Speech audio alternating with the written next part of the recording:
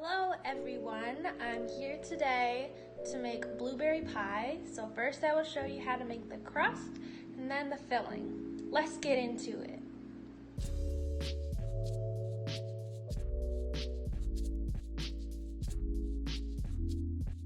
So first you have to dice up some butter and make sure it's chilled so it's hard, and get it in there, and I'm going to be using my hands so that it is diced up.